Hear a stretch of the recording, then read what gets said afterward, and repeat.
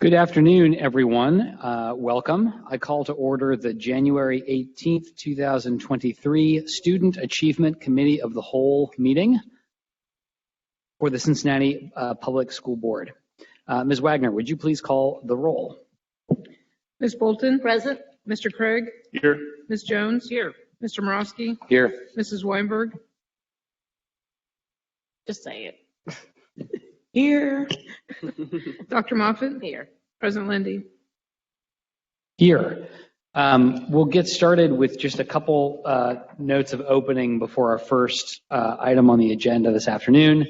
The first comment was just on the title of this meeting. The title of this meeting is the Student Achievement Committee of the Whole, and we've chosen that title with some intention. People who may have been coming to meetings or watching meetings for the past several years will remember that we've had a Student Achievement Committee, and then we've had a monthly Committee of the Whole. We made a decision last year to merge those two meetings for a couple of reasons.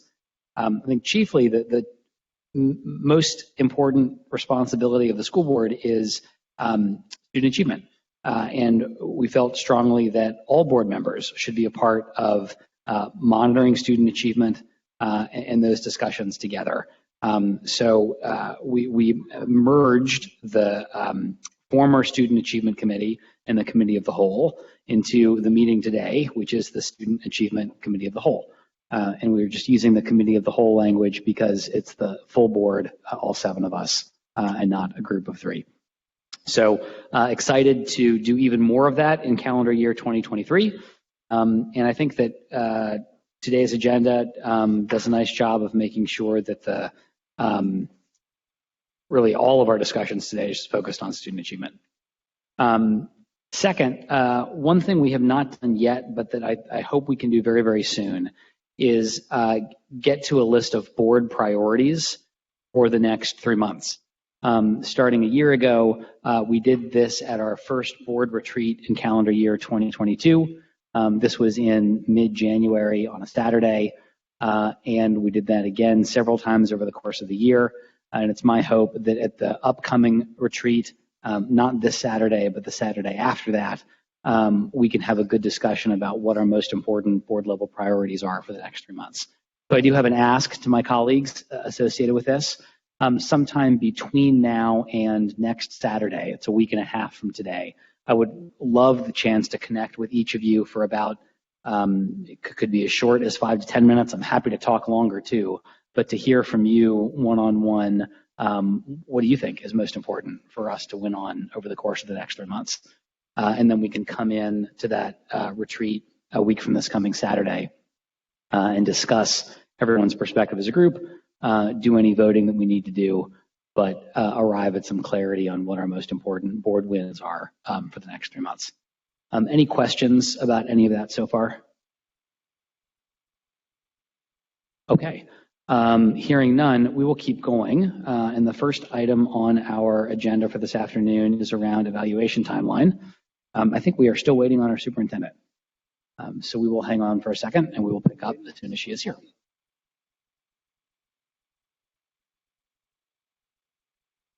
Does anyone have any other business or jokes? Or Mr. Morosky, I saw you reach for the microphone immediately. Well, I mean, I didn't want to say anything, but I know that James wanted to say hello into the microphone. Okay. So if we're killing time, Okay. James, you want to say hi? Hi. Hi. Hi. Thank you. That is so cute. Thank you, Mr. Morosky. James, that was very well done. Very, very well done. Ms. Jones. Yeah, I just.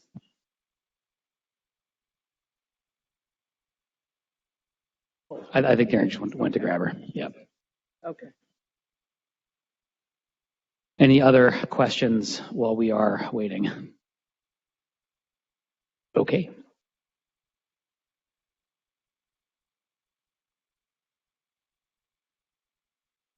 I have something that we can kind of talk about to fill the time. Dr. Moffitt. Rob has done really good about creating a new link to the videos on the CPS website, and I think he's going to kind of roll that out, and that people watching can get an opportunity to click on just go to the CPS website and actually click on the links to the board meetings and or differentiate committee meetings. They've done a great job at differentiating that on the site and cleaning it up. And so he's going to take us through that momentarily while the superintendent gets set up for her part of the presentation. But can they see that now, Rob?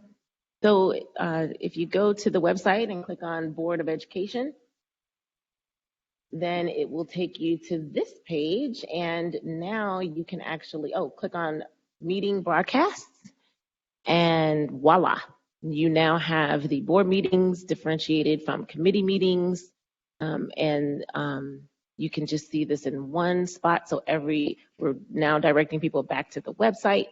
You don't have to know about the YouTube, but if you do, that's great. But now you can just go there and actually access Board of Education business meetings and all of the committee meetings directly. So thanks, Rob, for all your hard work. You and the communications team for all of that you all did. Had a couple questions about how to find broadcasts, and so now they were able to make that much, much easier. So thank you. That's great. Thanks for sharing, and thank you everybody for making that happen. So we'll turn it over to our superintendent for our first presentation and discussion item tonight. This afternoon, which is the superintendent evaluation and a tentative monitoring schedule.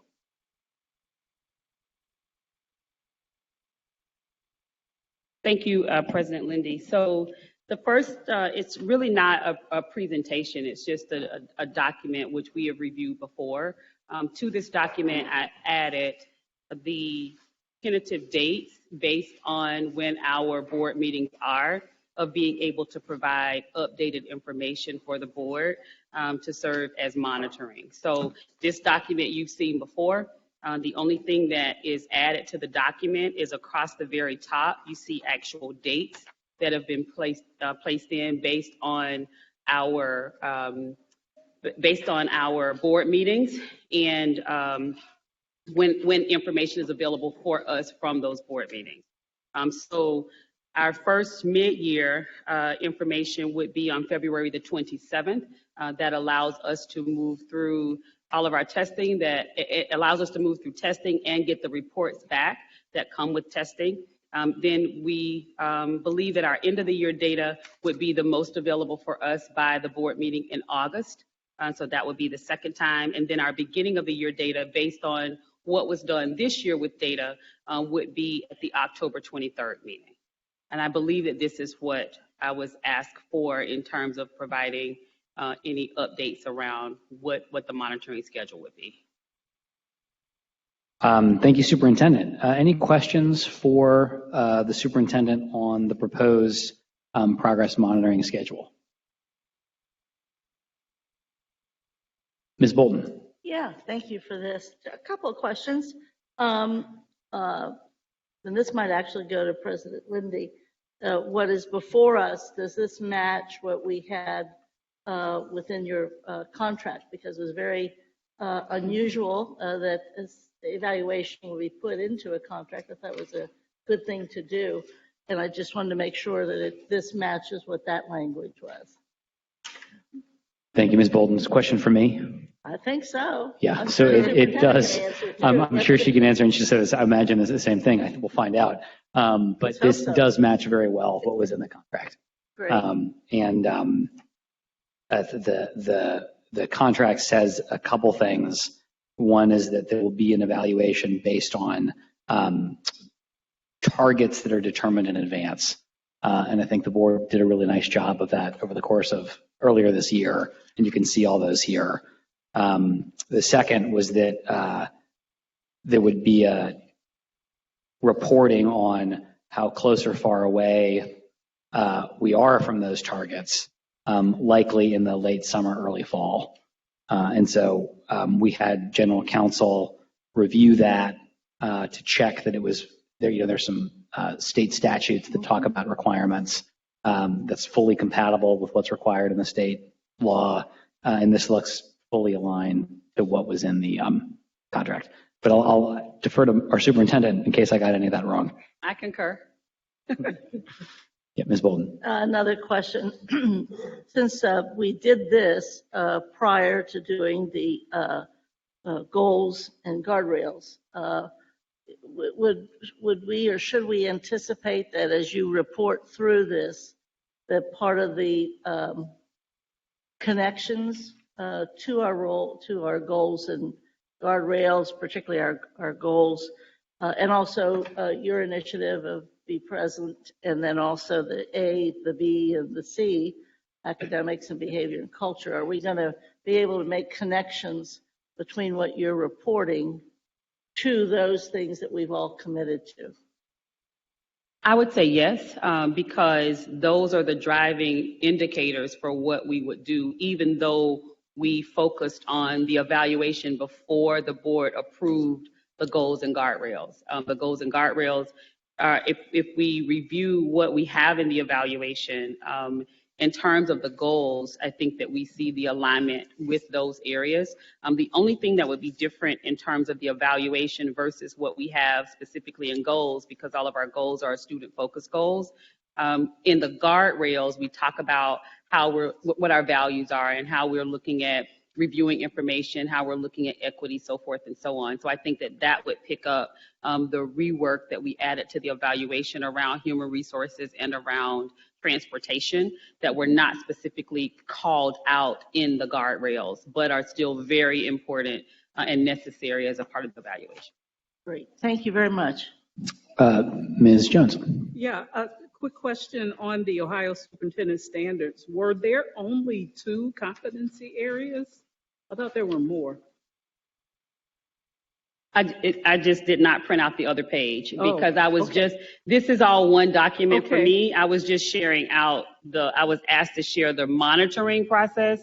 So that was in the first row. So it's my Yes. fault. I didn't print the other page. Okay, so I might ask, just for our reference, because I like to keep the current version of it, and it's no urgency, but if we could add that on there, because I'd like to keep this and file it as a full document, so. With the third page, with the standards, all the standards. Sure, I can send Okay. that to you as well. I guess my question is, so this is a working document kind of for me, Yeah. which is why I did not send it in advance because we were That's- only looking at the monitoring date. So I did not send that. It was only the dates that were going to be different.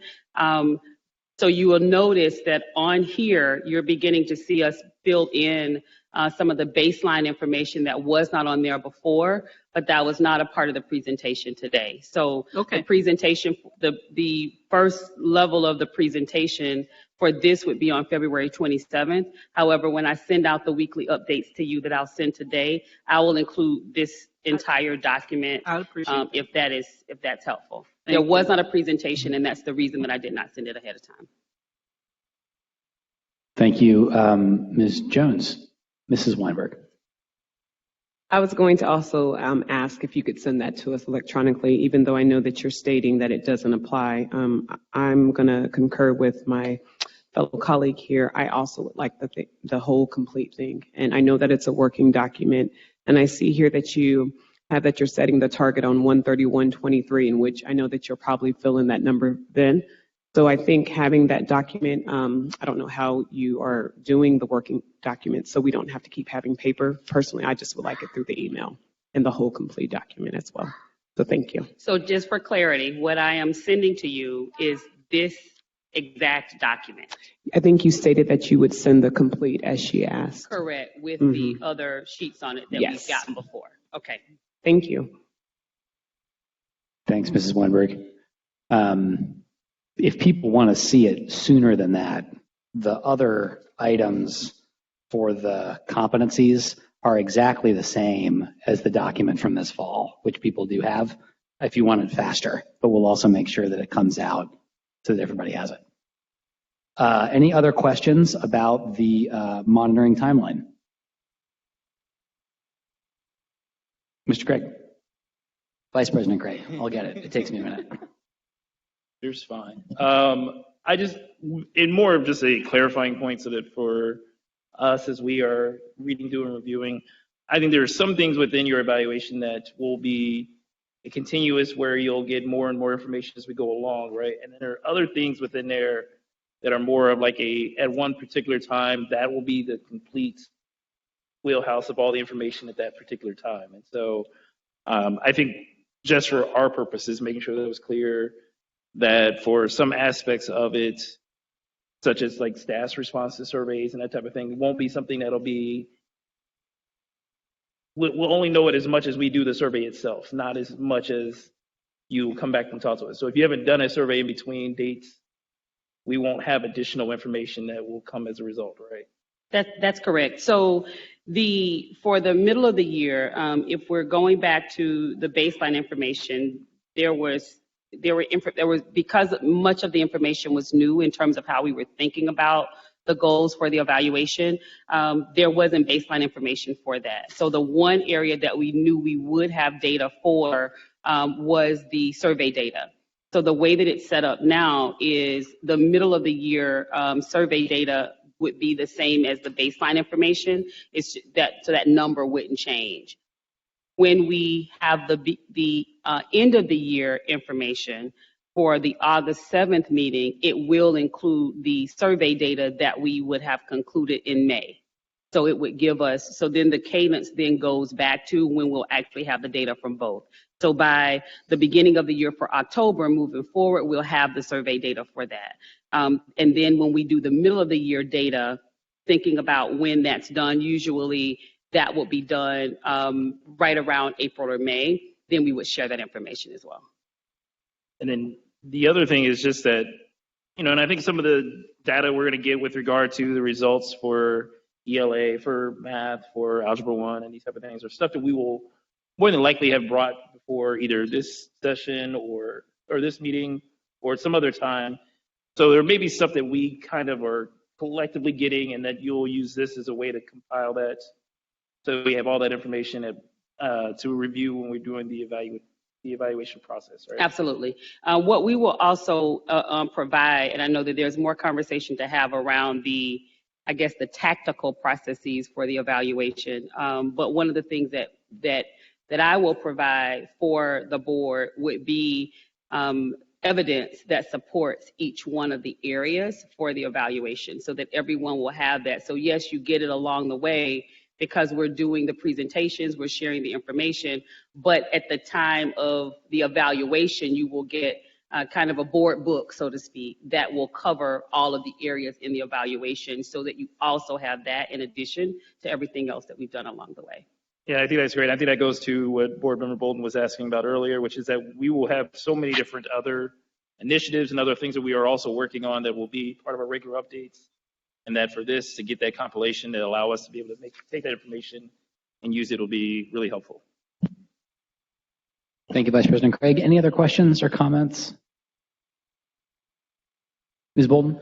Just one comment. I know that in previous years, we have offered both the treasurer and the superintendent the opportunity to do aspects or whatever as part of their evaluation, either in public or in executive session, and nobody has to make that decision now. But I just think that we would be offering that same opportunity as we move forward, and hoping for public, but sometimes there are things within the evaluation too that might need to be more executive session. But that is a choice that we should offer our superintendent as we offer our treasurer as well. Thank you. Thank you, Ms. Bolden. And I have a feeling there'll be a place for both. And I think as we close and move on to our next topic for the afternoon, I just wanted to share some real gratitude with my colleagues on the board and also with our superintendent and her team. This has come a really long way. And I think when you walk around and you talk to people in the community through any of the focus groups we've done, through any of the surveys, or even our own networks, I mean, there's just no question, at least in my experience, that people really care about the things that are on here, that we see improvement in student learning, that communication is good and people feel heard and informed, that culture within the district is strong, and that we make these big, I think of them as like make the trains run on time stuff, like that we make real improvements in transportation, that we make real improvements in other areas. These are the topics that come up. And I think we do our job as a board when we're clear with our superintendent about what matters most, what winning looks like, and then publicly hold that leader accountable for getting outcomes for the community. So I just think this has been a lot of work. There's more to do as we actually use this. But I wanted to share my gratitude both with my colleagues and with our superintendent and her team. So with that, we'll move on to what's next. And I think our next agenda item is a curriculum update on Professional Development Day. Yes, thank you. So I think that Rob was going to put it up on the screen. I did share it with you last week, but knowing that this is a combination of the work that we're doing around the CAL meeting, but also including the work that we've done through our student outcomes as well. This is our next early release day. The student release day is on January the 27th. And so wanted to share with you really what we were looking at in terms of professional development and professional learning.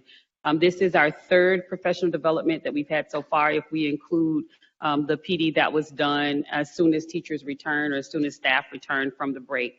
The one thing that I think is that I did want to call up, if we'll go to we can start here. So I do want to offer kudos to the team because we've really streamlined the process and how our staff are able to get into the sessions, how they're able to register for the sessions, and how they're able to find the sessions that are the most appropriate for them.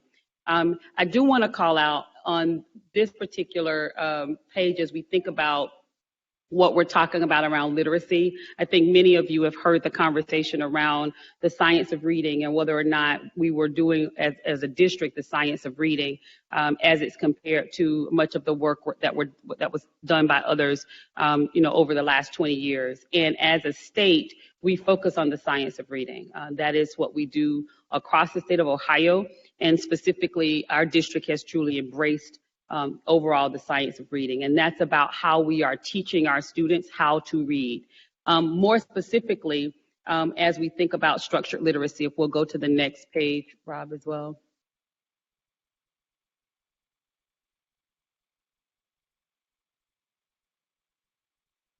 That was the last one. Okay, I'm sorry. So more specifically, there is a new requirement around dyslexia training, where staff members teaching students that are up through the K through second grade are required to have training in dyslexia. It is done through a set of modules that are provided by the state. I applaud the team because one of the things that we thought was really important is that not only do we look at the modules that are provided by the state, but we also give some opportunity for interaction. We give some opportunity for engagement through that process. At the very end, in order for them to get the certification, they do have to pass an assessment that's done at the state level. And so we wanted to make sure that we're getting a bit of a jump start on the requirement. And so we are offering that support as a part of this professional development, and we'll be offering as a part of the next professional development day as well. We do also, as we're looking at the professional development information, it is a joint venture where we are getting feedback on what goes into the sessions, how yes, we identify certain sessions that individuals need to take, but more importantly, it is the availability of those sessions and the teaching of the sessions, so forth and so on. So just wanted to give you just a brief update on that. So that you would have that information in case there were questions. Know that there is some interest around what's happening in terms of professional development. Thank you, Superintendent. Are there questions from board members? Mrs. Weinberg. Yes, I just have a quick question going back to the dyslexia law. You stated K through 2. So is it K through 2 or is it K through 3? It's actually K through 3, I believe, okay. But let me verify that to make sure. And then with that, I know you said that they would complete and then they would be given their certificate after completion. So they're required to do the 18 hours. Will those hours obviously be divided among the year, or based off of the professional development days, will they have to do extra in order to fulfill those 18 hours? So the actual course is done at the state level, but because it's done by modules, the modules are designed so that when they quote unquote complete the modules, they've completed the 18 hours. Oh, the certificate as well comes from the state. It doesn't come from us. So the state actually certifies that they've done what they needed to do in terms of the dyslexia law. Great to hear. I know as a former educator, that was something that was very big for me as well. And I'm happy that we're implementing that for our students to be able to be recognized, and also teaching teachers how to basically teach students who have dyslexia as well. So thank you. Thank you, Mrs. Weinberg. Other questions about curriculum and professional development? Ms. Bolton. Yes, I know that the superintendent has spoken with us a number of times about the PD or professional development being very much centered around curriculum, where we've made a huge investment over the last several years.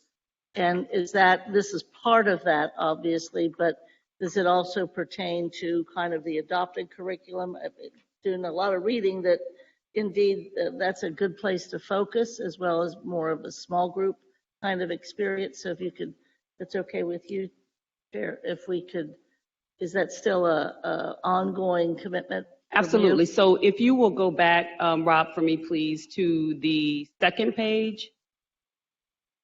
So I wanted to call out the structured literacy piece just because there's been so much conversation about it nationally, and wanted to just be able to reiterate for us that this is work that we're doing in the district. So if there is a question at the board level around where our support is or what we're doing for our students around reading, we all know that we're doing science of reading.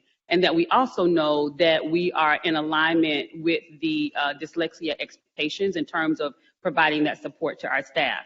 But more specifically, we've automated the courses and the coursework for professional development. So to your question, when our team members, when our teachers go into the portal for professional development, if you'll scroll down for me, Rob, here, this tells them exactly what it is that they're registering for. And so when they go in, they register for those, all of which are curriculum specific.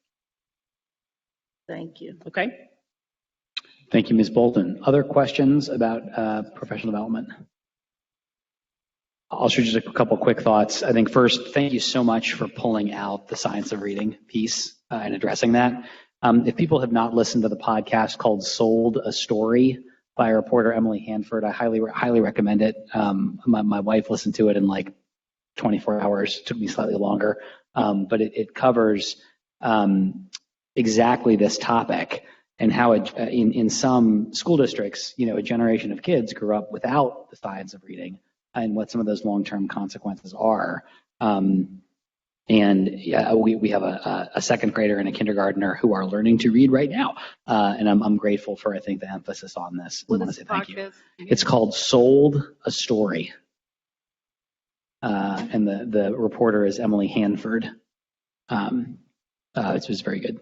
Superintendent. Yeah. So since you also referenced the Sold a Story, I have assisted in the penning of an op-ed with some other superintendents across the country around the leadership's response to Sold a Story. And it's really important that we connect with how the kind of ramifications that have happened for our students as a result of that entire era of non-teaching of reading. I can't say of teaching of reading, of non-teaching of reading. And so many of us were at different phases and at different stages of our educational careers during that time. But I would still venture to say that we're still seeing it show up in our classrooms. And so the focus on reteaching, teaching, reteaching, learning, and unlearning information is really important. And how the system level leader responds to that is of equal importance. So when it actually is out there and published, I'll share it with the group just so that you'll have that. But there are several of us, and I was the lead on penning the op-ed for it. So just to share, we hadn't talked about that, but Sold a Story is where it started. Thank you very much. And so we'll move to item number 3, which is also on curriculum and about the program audit. Yes, so I think that we have talked about the program audit quite a bit in different spaces. I know that I've heard our ad hoc committee talk about it quite a bit, and I know that Member Bolton has referenced it often. When we completed the program audit, we did the presentation to the ad hoc committee. But we did think that it was important because there are so many decisions and recommendations that are being done across the district that we thought it was important that we share the program audit with the entire board. So what I provided for you was the actual document that showed each of the areas for the audit. It's pretty comprehensive. So there are several pages there to actually review. But this kind of condenses what we found out and really what we see as recommendations for next step as we're moving forward around really how we get to program alignment. And also we had, as you know, the finance town hall that was yesterday, and the program audit was referenced there as well, about building the budget, where we go next, how we're really looking at equity. Instructional equity is really one of those areas that's important.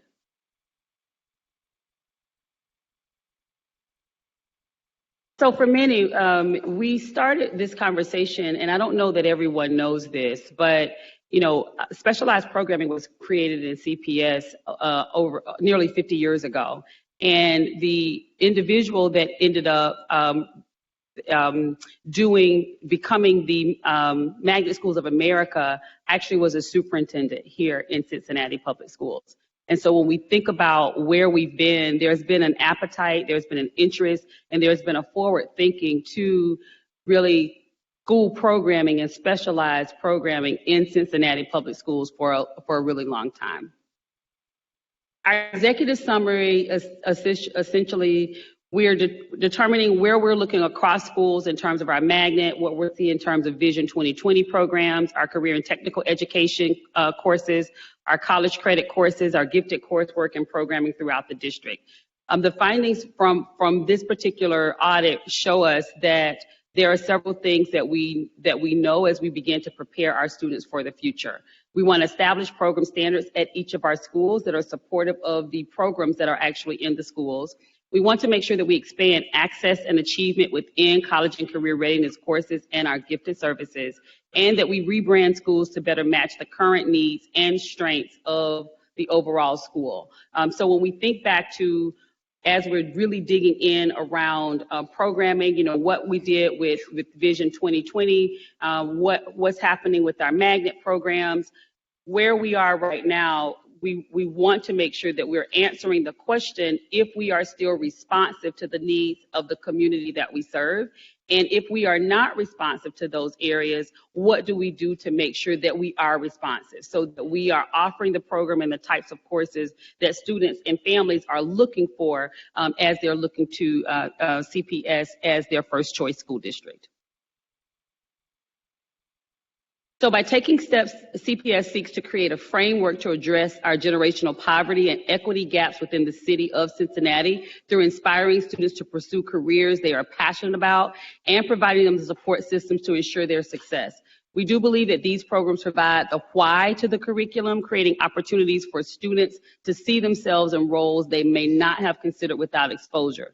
The result will be students who become contributing members of our community, changing the economic and social outlook across the city. So it's really not just about what's happening in the school every day, but how what's happening in the school every day is allowing us to prepare our students for what happens once they're no longer in school, once they graduate, how they're able to go into Cincinnati and become productive or go anywhere in the world. We want to make sure that they are prepared, even though we want them to provide their service right here in Cincinnati. So our method, as we think about methodology, this did include making sure that we visited every school in the district. Through the visitation of every school in the district, we used a program evaluation tool. That program evaluation tool was a modified version that was utilized across Magnet Schools of America and other school districts that have done work very similar to this. In the document that I provided for you, there was a full copy of the actual program evaluation tool that was used. It was in that document. So in terms of doing that, it broke the visits down into 5 areas: leadership, vision, culture, classroom practices, and equity. And for our purposes, for the first level of the audit, we opted to focus on vision, culture, classroom practices, and equity. And the next iteration of the audit, which will be done next school year, will really begin to address the leadership component and what that looks like. So this gives you just an overview of what the document itself looks like. It is in the information that you have that's been provided for you. But essentially, it breaks down the standard, where you would start in terms of knowledge building. That means that this is at the core, at the minimum, this is what's happening at the school level. And then where you get to when you're looking at exceeding the standard. I think one thing that's important about each of the areas is the rubber meets the road based on what's in classroom practice. And so we found that as we looked at what may be there in vision, what might be there in terms of thinking about and talking about the kind of programming that you're doing, what are you actually seeing happening in the classroom? And so in those, as we look through each of the slides, we'll find that that's where, when we're looking at rating it, so to speak, on a scale of a 1 to 4, that's where you see the differences, because it's coming alive in the classroom as you're in the classroom environment. So this was the team collectively that was responsible for going into the schools and doing the audit. It was really, and I do want to make sure that we address it as the equity team, instructional equity. So that included everything that wasn't content. So when we think about content areas, we're talking about English, math, science, and social studies. We're here in terms of this particular audit, we are looking at everything that's in the school around programming, but that's not English, math, science, and social studies. So really working with those that are working in an expert area to go in and to help to do some overall evaluation in what's happening in the classrooms. Our overall findings. So the findings, I think, were, and as we shared with the ad hoc committee, our findings were across the board in terms of what we've noticed and what we've been able to call up, and what we have been able to do currently in terms of next steps and where we would look at planning for. So what we found is that the schools that are listed here have one program in terms of name. And so just for clarity, we're talking about when you go to our site and you look at the programs that we offer across the district, this is what you see in terms of that program. So if you think about our magnet offerings and our offerings for students. So there's one program that's named as what's being done in the school, but there's actually another program that's actually happening in the school.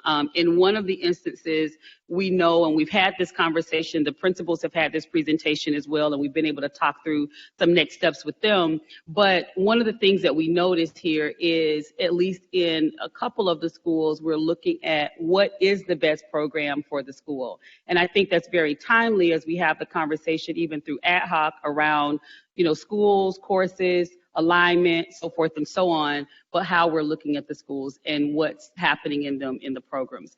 Leader in Me is a specific program around leadership. We have a cohort of our schools that are doing the Leader in Me program, and it's really supportive of looking at, it's based on Stephen Covey's work. And so it's really looking at how you're working with students through that process to help them become leaders in the school building. So that's being offered in 4 or 5 of our schools, but in these particular schools, that's the program that they're doing, even though in the booklet it shows that they're doing something else. Generally, if you're talking about trying to rename or rebrand a program around Leader in Me, it would be a focus around leadership and what we would be looking to do with leadership. So that opens for some additional conversation. Here as well, we noticed that on this particular list, and we'll come to that in a moment, but I'll call out Covedale and Silverton, which we'll talk about in just a moment. The other findings that we have, that I don't think is probably a surprise for anyone that's sitting at this table, but the data now supports it because we've gone into school buildings and actually looked at it. We know that there is a lack of access to accelerated programs across our schools. And as we're thinking about acceleration, we're talking about honors programming, AP programming, gifted programming. I know that there are a couple schools of thought when it comes to this. And so we would say that all of our programs that we offer should be college-ready programs. It should be getting students prepared for college if that's what they choose to do. And I wholeheartedly agree with that in terms of what we're offering. But there is another paradigm that's also true, and it's thinking about how we are preparing students for advanced coursework, how we're preparing them for the AP coursework that students may take, and where do we enter in that conversation in doing that. The other, we offer all of the strands that are required for Ohio now, which is a huge plus We offer all the strands that are required or that are offered in Ohio for CTE programming. That's the plus. The challenge is many of the programs that we offer are not leading students to certification, or are they desirable to students? So we're meeting the expectation in terms of having the program available, but is it a program that is going to get the students a viable job, when they graduate, if that's the area that they're looking to go into? And there is a need for additional professional development to improve overall program integration across our school sites. Now, we know that we have more schools on the east side than the west side, so that's just a given. So obviously, there's also more programming on the east than there is on the west. But that is something to call out, because as we were going through and looking at the analysis, that was one of the things that was very glaring when we think about options and availabilities for students. So I'll stop right here before we go into the other slides, just to see if there are any questions for me just on this part before I continue with the rest. Any questions from board members on the content presented so far? Okay. Okay. All right, so this really then, now we will go through each of the strands that we offer as a part of our programming. On the slide, you're seeing across the bottom the name of the school, and then along the side is the number of individuals that are included in that, as well as the breakdown is the ethnicity within the school building. So it gives us the information by program, by school, by numbers, and by ethnicity. We start with AP enrollment. I think that this is self-explanatory. The district has done a really good job in expanding AP offerings across the city by doing that with teachers that are going into buildings across high schools and offering AP courses. But what we find is the overall AP participation is still not growing at the same level, number one. And the across all of the schools, as we think about the pass rate, we looked at that before, the pass rate is not commensurate with the number of students. And so that would be an area for us to focus on across all of our AP enrollment. College preparatory, and there have been some different conversations around college prep, but again, this is currently what we have listed in our options, and it's listed as college prep. So we have the 4 schools that are identified as college prep high schools. We do find that the programs are not necessarily in alignment with the student achievement across the board. So as we're thinking about what we're offering in terms of those programs, what makes that program, quote unquote, college prep, what's different about that program versus a program in another school. And also indicates the need to increase support in accelerated programs across the board. So again, that whole thought around getting more of our students to accelerated coursework. I'm going to try to go a little bit faster, Rob. Our CTE programs, all of our high schools offer CTE programming. We have several of our schools that are less than 100 students per school that are included in CTE. And CTE is, of course, for all of our 9th through 12th grade students. And then we have 5 schools that have less than 50 students that are included in them as well. And so the next steps around CTE is really going back and looking at, one, what are the needs in the city in terms of career and technical education, because that really needs to be where our conversation starts. And then 2, looking at our current programming and what the offerings are in the programming and doing alignment work around that. So this is an area that is an exciting area to talk about and think about, but it is an area that we really do need to focus on. The other thing around CTE is this year we know that it's also one of the seals for graduation. So it's not just the other areas in terms of meeting the graduation requirements, but one of the presentations that we talked about earlier talked about the seals that we do offer. Again, this takes us to the career and technical education as well, and this is for 2 of our elementary school programs, really doing a deeper dive on how we landed in that space for these 2 school programs. You know, what did CTE for the elementary school setup really look like, and why was that the particular alignment? Even there, at least one of the schools is looking for new programming, and I think when we think about the career and technical education piece, the focus really was on careers, not as much the career and technical education as we think about it in high school. access to gifted services was a big one. And looking at how we're offering our support and how we're offering our access to students in our gifted programming. One of the things that I've noticed through the process, I do want to start with gifted services are not recognized by the state if support is not equitable at each school. So essentially what that means is if we don't offer gifted services at every one of our schools, then it's not recognized as us having gifted support services. So that's an area for us to focus on and how we do that work. Gifted specialists are funded at the school level, so not all schools really use this as a priority for the schools that do offer gifted services. So, as a district, if this is an area of focus for us, it's also something that we look at, that we want to dig into a little bit more. And specialist support with student identification. So just like there is a screener for dyslexia that's second grade, I believe is where we screen. We do screening for our gifted programs as well. The coursework that we're offering to the students allows for the screening to happen, but making sure that we're looking at the different areas and how students can qualify for gifted services based on various means. It's not just the one indicator that qualifies a student for gifted. So this is really an opportunity for us, because as we do look in some of the schools where our students are going, many of them offer gifted programming in those schools, and it's at an augmented way.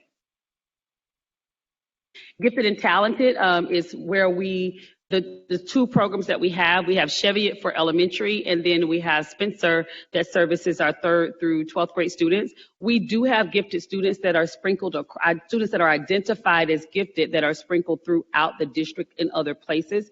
And so making sure that there's some opportunity to really give them the additional supports outside of the supports that the teachers are providing for them, but additional supports in the gifted area.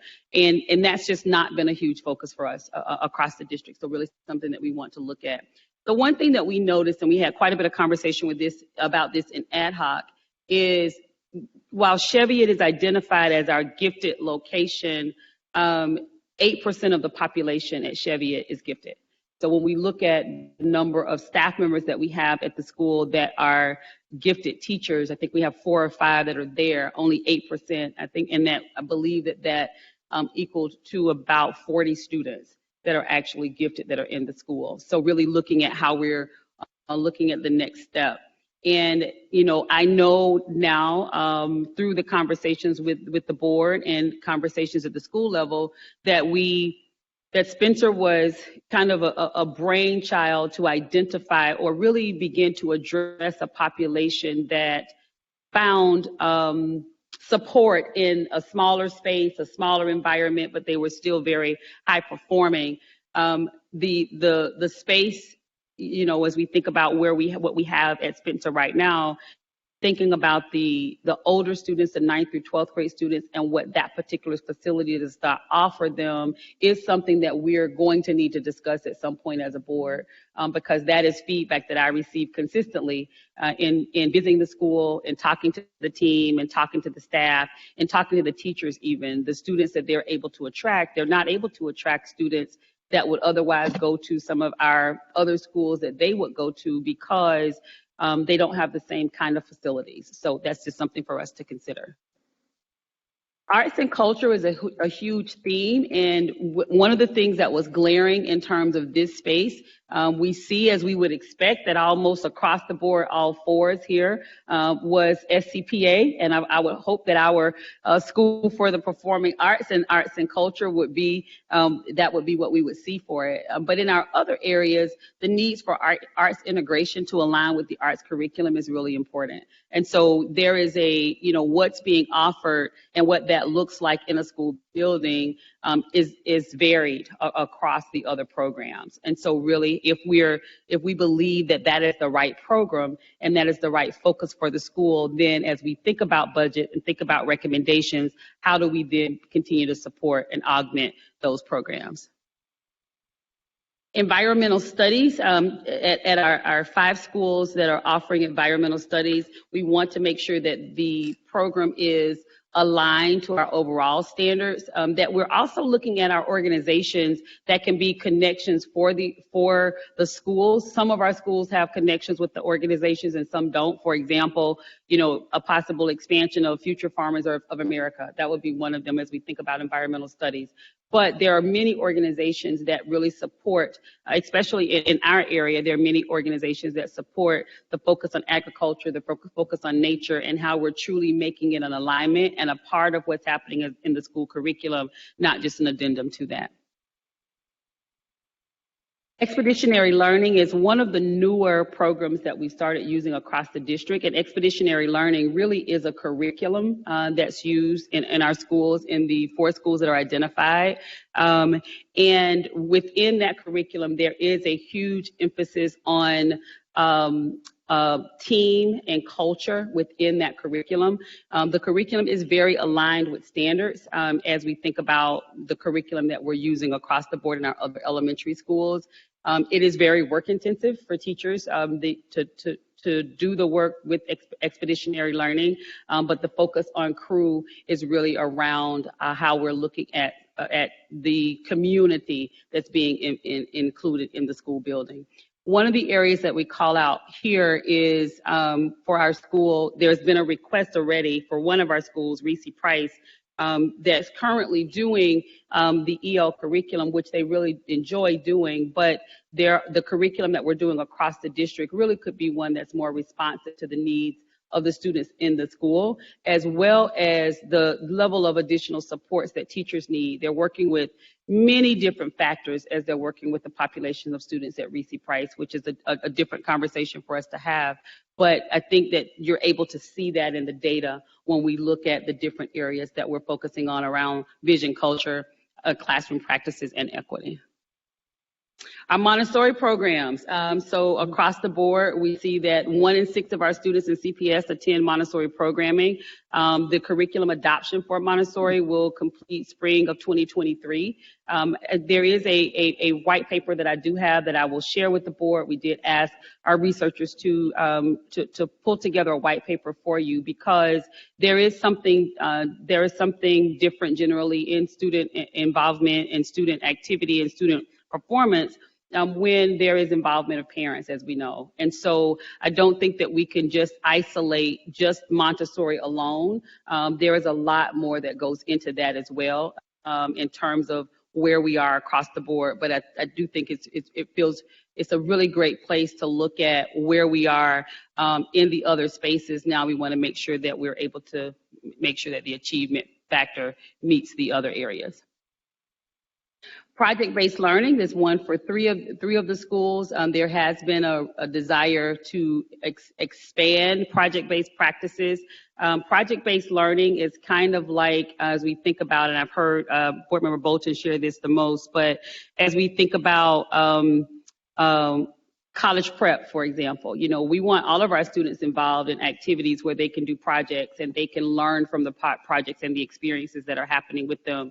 So if we continue in the area of project-based learning, what does that begin to look like in a school? What makes that different from the experiences that you get just as a part of our overall general authentic curriculum? And as we're thinking about this as well, how do we and real interaction with students through real world applications, which is really the core of the project-based work. STEAM and STEM, and the only difference we know in STEAM and STEM is the A in STEAM is arts. And so how are we looking at science, technology, engineering, and math as an overall focus?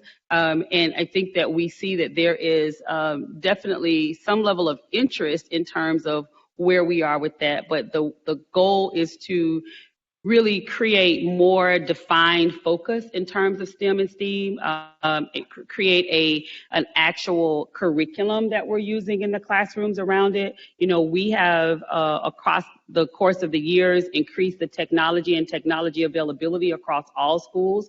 So again, going back to the question, what makes these programs different and how do we augment those programs so that the students are getting the experiences that they're attending the schools for? And a lot of that also becomes the extensions of working with partnerships across the district and across the city. Same with technology. Technology is one that we really need to give some thought to because we do offer technology in all of our schools now. I think that the district was forward thinking and thinking about this as an area of focus, but now knowing that we have moved ahead in terms of technology and technology access, what else becomes the area of interest in these schools? Here we also discuss, as we think about trying to address some of the needs around the 7th and 8th grade students and whether or not we're still in alignment with all of our 7th and 8th grade students being at the high school level. Might we be better with some of the 7th and 8th grade students to remain at the K-6 level? And so one of those areas that we looked at in terms of digging in deeply into the data and where the students go was the possibility of change at Ethel M. Taylor as one of those locations, so that we grow up, kind of build up to a K-8 program, which could address some different areas in terms of implementation. World languages, we have our 4 programs that are focused on world languages. Currently, we are in the middle of, actually, we're at the point now to be able to share our initial findings for curriculum adoption around our world languages. We've not had a curriculum, so that's going to be really exciting. The need for pathways to extend learning. And one of the areas here that is just something for us to address is the number of vacant positions that we have currently for world languages. Finding individuals that are able to become certified in the areas and then keep them in the locations is really important. So that's something that we do have to address across the board.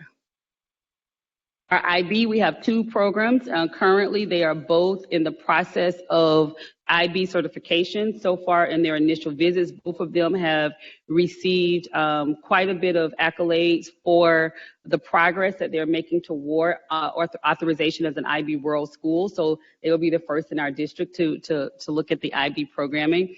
The new college preparatory option at Data as well as Roberts through the IB programming has definitely been a plus.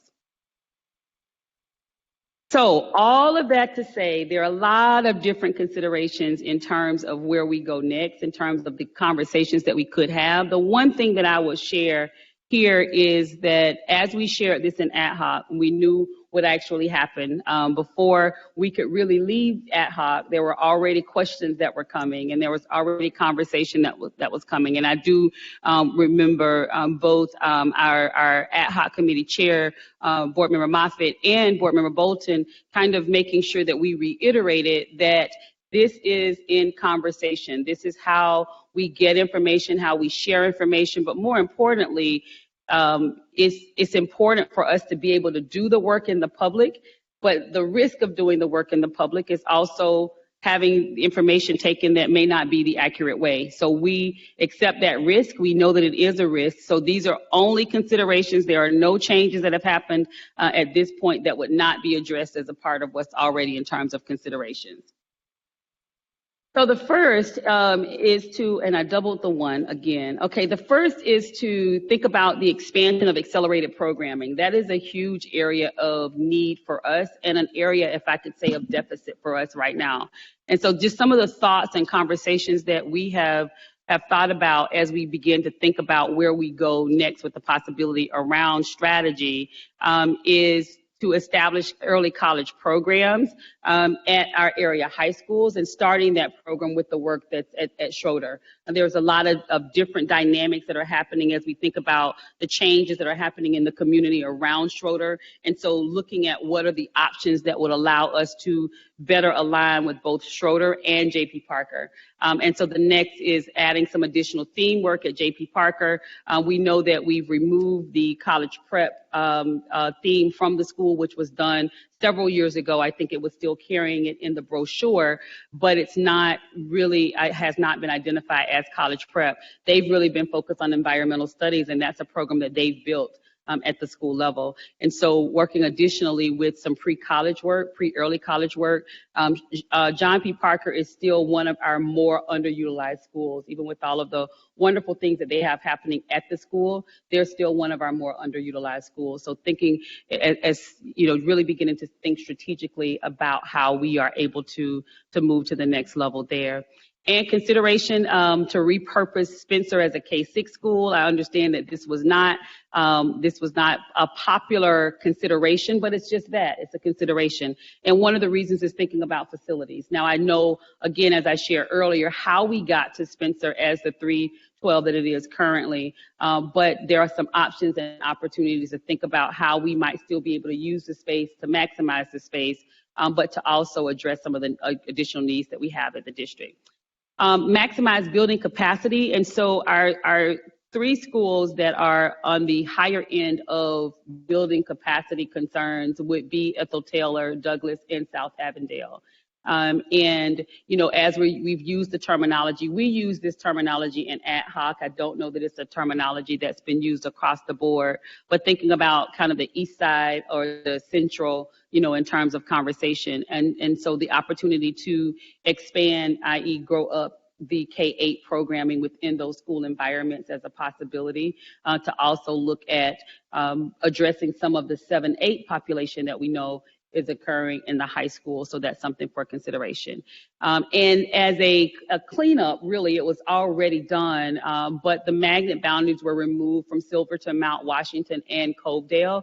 That was done prior to now. What we determined through these conversations is, and actually when I came, it was one of the first conversations that was shared with me by the board, is that we removed the programs that were at the school. Padea is the one that comes to mind. We removed the programs at the school, but we did not remove the information in the booklet for the programs or the transportation that went to those schools. So we are moving forward now with closing that out and moving to the next phase.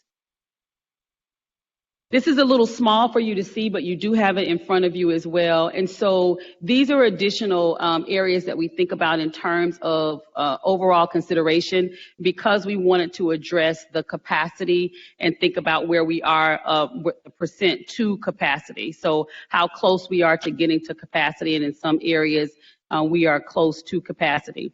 The school themes and how we're working through those themes. This one was one that we pulled out specifically because for these schools, the area of classroom practices, which by far is, as I shared, is the most important when we think about what's happening in terms of programming. All of these were at the getting started phase. Each one in each one of the schools. So in some, we noticed that the culture is there, or it's getting there, that the vision is getting there, that there is the view around equity, but in terms of classroom practices, it's just not evident in the classroom that you're seeing the theme that's there. So these are schools that we are beginning to work with around what else needs to happen. If this is first, the conversation is this the right program? And if this is the right program, then what needs to happen in the school building so that our students are able to maximize the learning that we expect for them to have as a part of that. And I think that that's it for the presentation, so I'll stop at this point for any questions that we have. Thank you very much, Superintendent, for the presentation. Are there questions or comments from board members? I know some of you have seen this before, some of you are seeing it, received it earlier, but seeing it live for the first time. Dr. Moffitt. So thank you for this presentation to the full board, and as a member or the chair of the ad hoc committee, I've had an opportunity to see it and to also field a lot of questions concerning it. There's just been a couple of things that I want to reiterate that I don't think can be said enough, but that these are indeed considerations.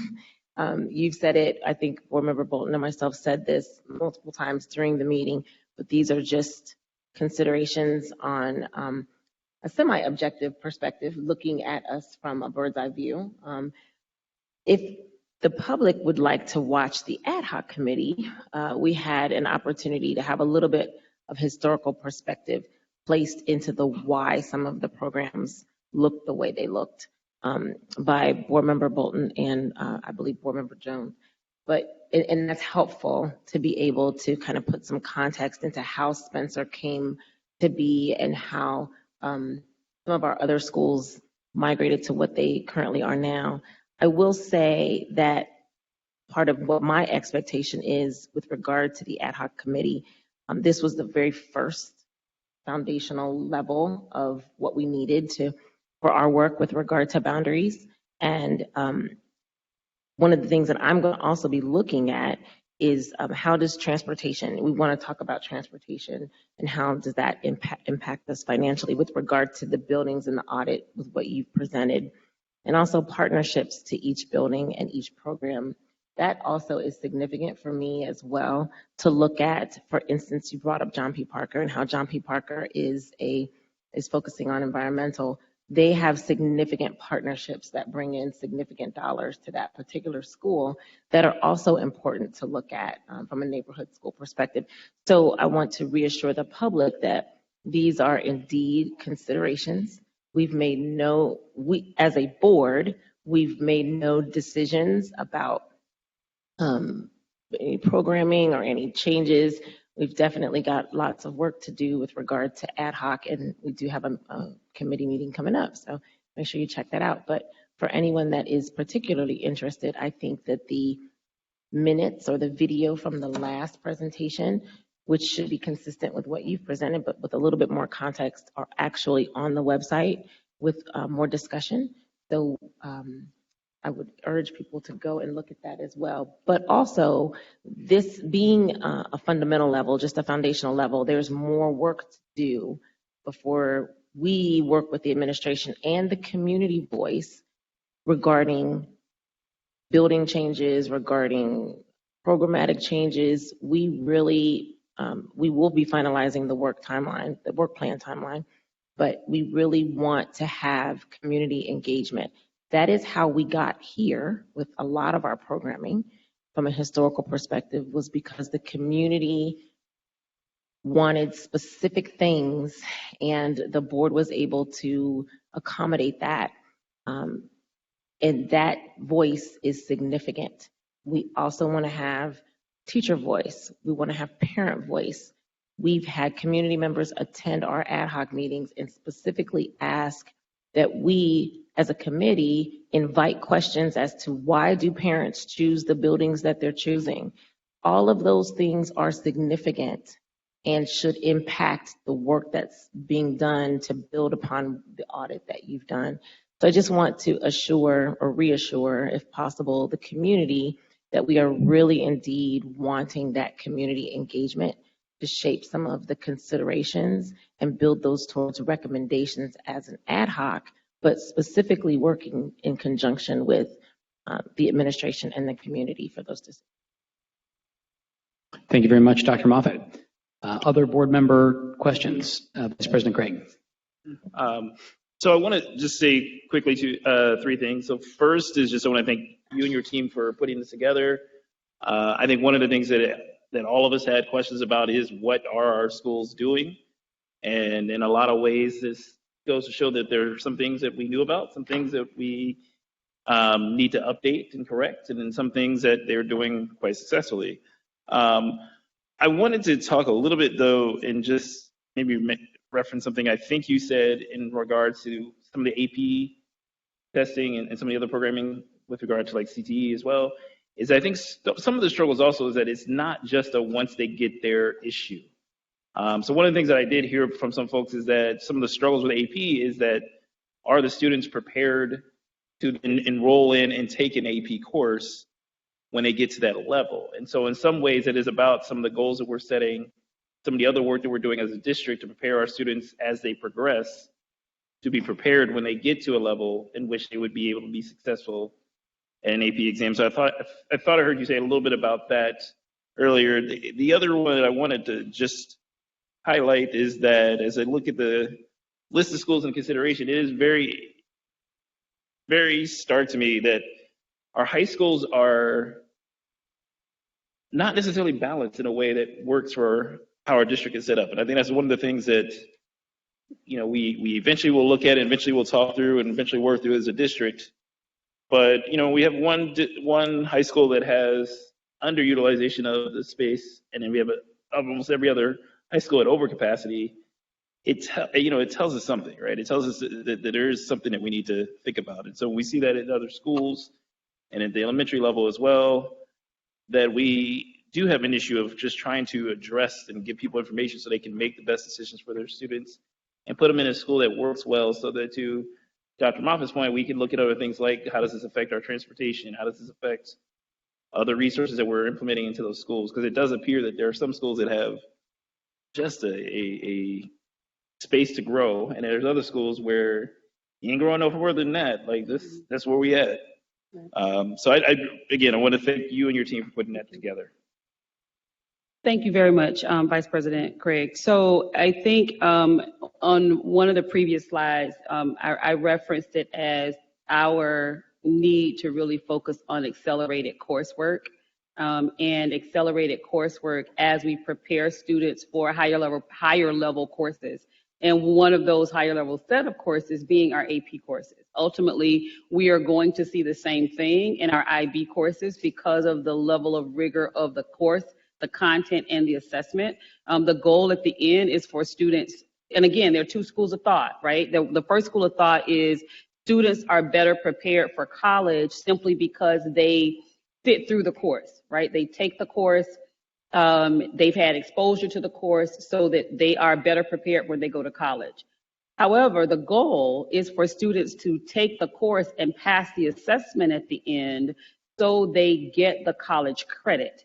They're in a college level course. Their coursework has to be approved in the case of AP by College Board. So the goal at the end is to make sure that students are able to pass the assessment. So in order to do that, however, we have to think about supports along the way. And it is not always a comfortable conversation to have around this is what advanced coursework looks like or this is what honors coursework looks like. But if we're really going to begin to challenge our students to get to that level, we need to make sure that we have the students in the courses that want to be in the courses, number one. They're in courses that they want to engage in, number two, and that they're willing to do the work that's necessary as a part of the course, and they have the supports necessary for them to be successful. So I do appreciate that. To your other point around high schools, I think one of the first areas that I was able to identify that really needed some conversation and focus was high schools. Just recently, we've hired our chief of high school transformation, but aside from that, we noticed our high schools, more specifically our neighborhood high schools. And I say neighborhood, we're not necessarily neighborhood because we're, open enrollment, but not our magnet schools and not our Montessori schools. Our neighborhood high schools, you see the stark difference across the board in what's being offered and the experiences. And so how do we make sure that from a lens of equity, we're making sure that we are providing the students what's needed in those environments and supporting the work that has to happen in those environments? Thank you, Superintendent and Vice President Craig. Mrs. Weinberg, followed by Ms. Jones. Yes, thank you, Superintendent Wright, for the presentation. I just had a couple of questions on the second part, the program implementation and design equity audit that you did attach. First question, when I was looking at the CTE pathways, and as you stated, or as it was stated within the documents, that they're looking to expand programming, there was a mention about surveying students. Has that already been done, or will that be done? So that's actually in process. It's actually something that high schools have talked about doing for a period of time, trying to determine what quote unquote pathway students want to go into. I think this becomes the challenge. Sometimes students are signing up for their high school program without having all of the information around what's being offered at that high school in terms of programming. And so I think that we've done a good job across the district of trying to make sure that we're exploring all of those things, but there's a lot more work to be done in that space. Because we are open, we still very much have, and we have some of our legacy high schools, we still very much have students that are going to schools because that's where the family went, and that may not be where that particular program is offered. So making sure that we're doing the alignment work around the programs. Once the students are there, also trying to address what their needs are as they are there to provide a level of interest for the CTE coursework that they're doing. I don't think that across the board we have improved in what we were offering in terms of CTE. We have increased the number of students that are involved in the CTE programming. Where I think there is still a disconnect from everything that I see is really making the connection for the students from this is what they got in terms of their certification This is how it looks in an internship for them. This is how they actually get a job that's going to be viable for them because of that certification that they received, even while they were a high school student. Thank you. And then my second question went on to, you discussed that there were some of the barriers regarding, I guess my question is what were some of the barriers that were removed for students in increasing their participation in the AP course? I know it's stated within that form, but I didn't see what exactly the barriers were. So I'm curious about that. Yeah, so the barriers are one, they're a variety. I think one is the level of implementation of core curriculum that's aligned to standards so that students are getting to the point that they are performing on grade level. That's one. I think the second is making sure that as students are moving into courses that are accelerated courses or courses that are AP courses, for example, that they know what they're signing up for, that they know that there is an expectation at the very end that as they go through the coursework, they are in a college level class as a ninth grader or as a 10th grader, because at the end of that, they're expected to take and pass the assessment.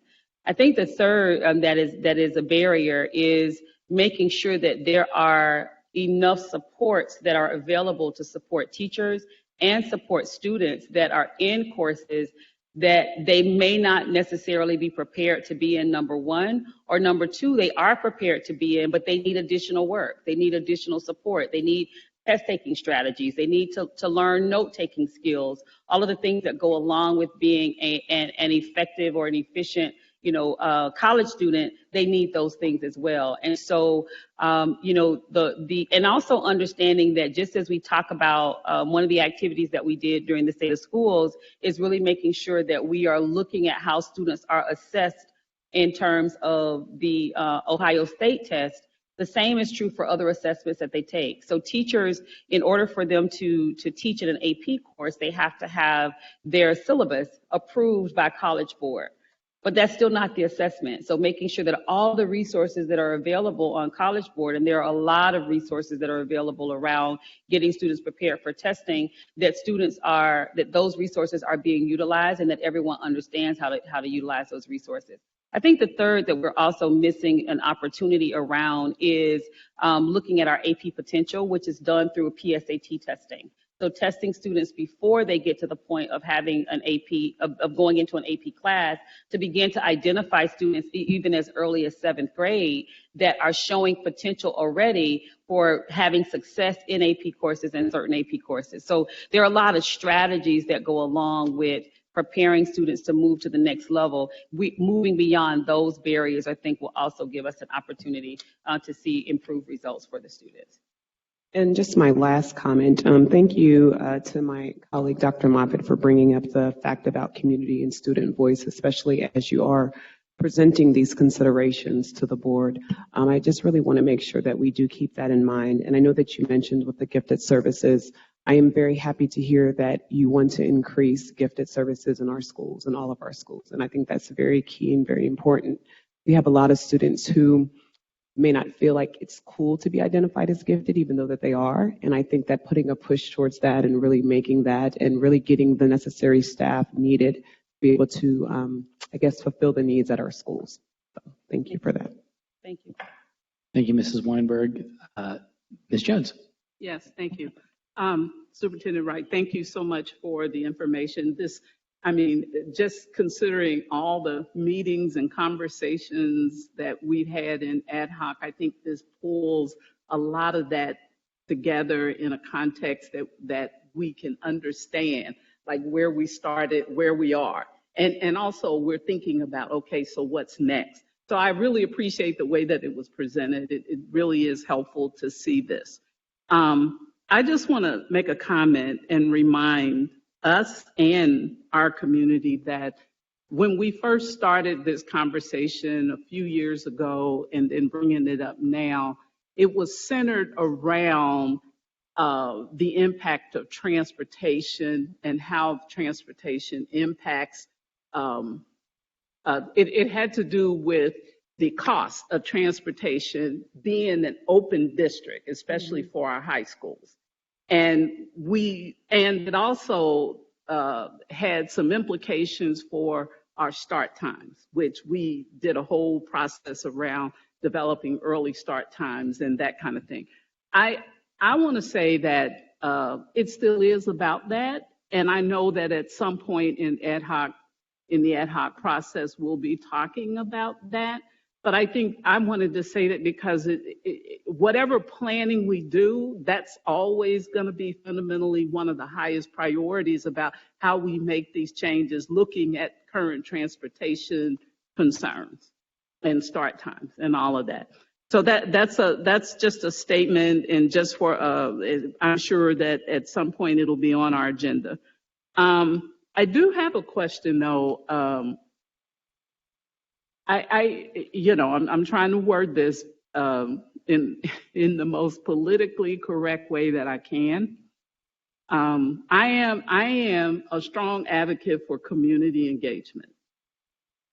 I do think that, and maybe it's how I feel about the purpose of ad hoc, and I'm not going to go in depth about that, but at some point, the ad hoc committee, will need to decide, is this a strategic initiative, or can this be integrated or incorporated as part of our strategic planning process, which is a more full process of community engagement?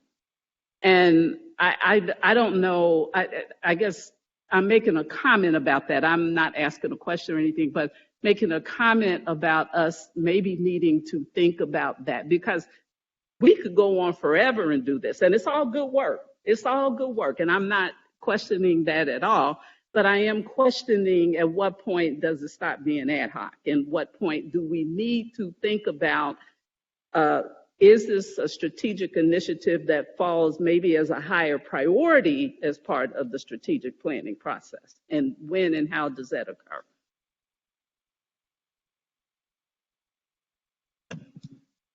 Thank you. Board Member Jones, did you want a response from the superintendent on that? She can if she wants to, but she doesn't have to. I wasn't asking for a response. Okay, I just wanted to check. I'm not asking for one either. I just wanted to make sure we got your response to your question. Anything else on your end? Anything else on your end? No, You're good? I'm good. Thank you. Other board members, Ms. Bolton. For those folks in the community and in the district itself, staff and everyone, this is actually why what you've just listened to is exactly why this person was hired to be superintendent. Like it or not, from a standpoint of how you feel about any of these ideas, it's great to have had the group do this school by school audit. It's very important that that happened. Very, very important. I see the results of years of work to get us where we are now, but fresh eyes, I think, are needed, and someone sometimes with a lot of expertise, but not necessarily history and battle scars that created the particular schools that we have and programs. This is incredibly useful, and I'll say what I said in ad hoc. I think this is great. I only agree with maybe half of it. And I'm sure that as we put 7 board members together, the other board members will disagree with the other half.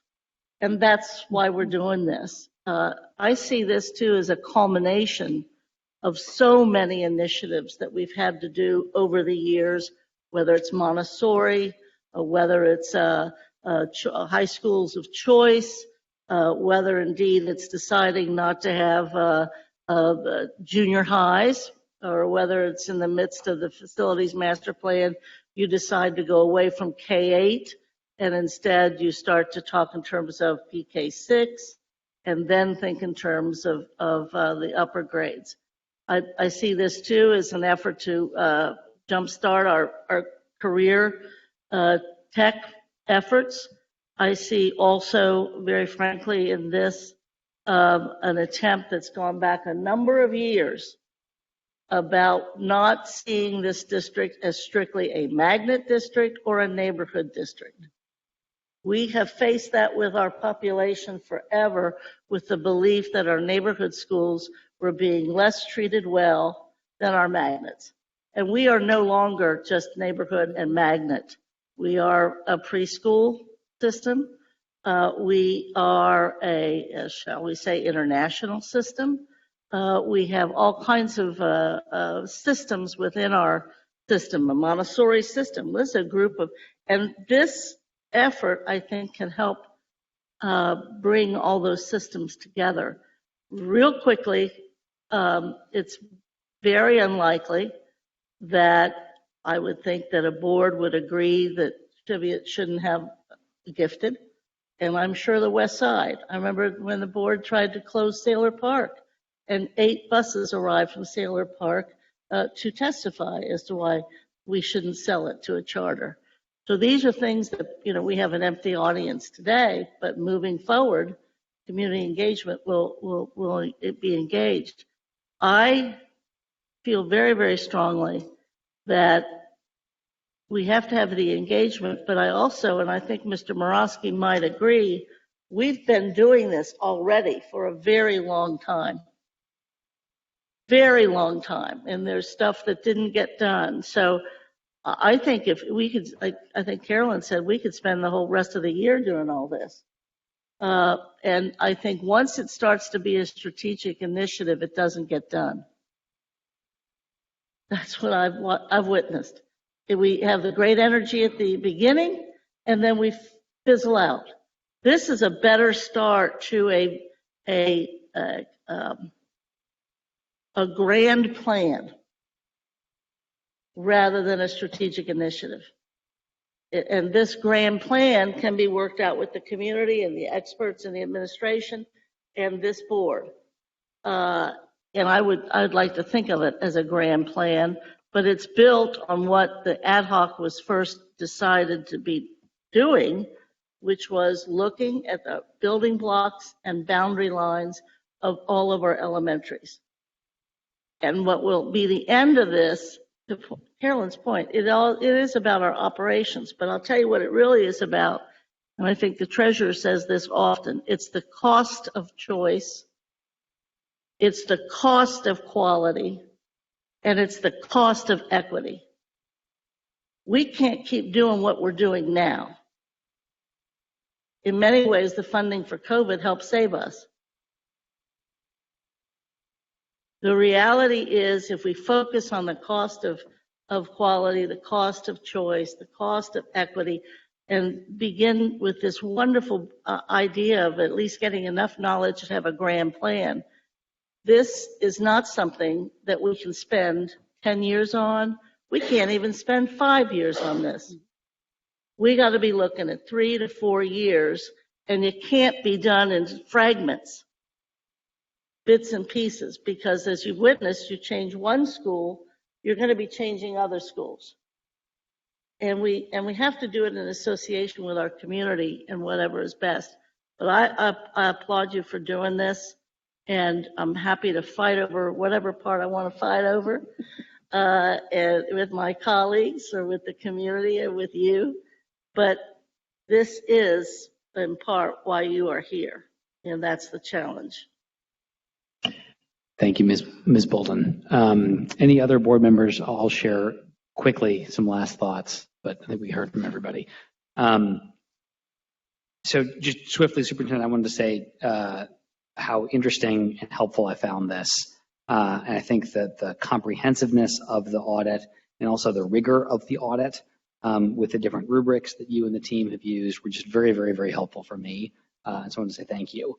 I think some of the findings were just so clear and also, I think, substantiated things that have felt true for a long time, but was really helpful to see made manifest with some actual research and the comprehensiveness and the rigor. Just a couple examples.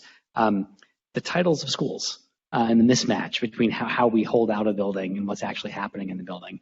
And I generally tend to assume that comes from all good intentions all around, like an original program, an original team, a lot of enthusiasm, natural changes in leadership. We've said that on our board. We've seen that with our superintendent. And yet it can still create this world where there is this real mismatch. And so I found that fascinating. I think that the clarity around equity, it leaps off the page in that AP graph, right? But that's not the only place too, where we see, I think, just real differences in terms of opportunities in this. And so I appreciated that coming through so clearly. In high schools, and I think that the enormous variation we have across our high schools in particular. Ms. Bolton made a bold claim a moment ago that there was one reason why we chose the superintendent for this position. I would challenge that assertion and say that there were likely several. But I think one on my list, I think was your particular experience as a high school principal and leading high schools that where there are wonderful kids and teachers who are working very hard and deserve more from us than we're currently offering. And so I'm just excited to work through all of this together in the weeks, months, years that are ahead. I had only one question, which was I think that this has come up in various forms, but I have had a number of constituents reach out from Cheviot in particular. And I hear loud and clear that there is no plan, there's no recommendation, but here are findings and options. So I heard that really clearly, and I will share that with the people who are reaching out to me about this. I think the piece I wanted to push for just one follow-up question was, and I think the answer may be no, but is there a sense of when community members could expect to learn more from us about what options might go into effect, and also on what timeline? I mean, I think these are even, let's assume that we get an answer by the end of the school year, which is a massive assumption, but make that assumption. It still might be that the effects roll in over the course of a series of years. But is there any sense of just when people could expect to learn more and see changes? I actually think that is something that we really as a board and superintendent team need to have more conversation around.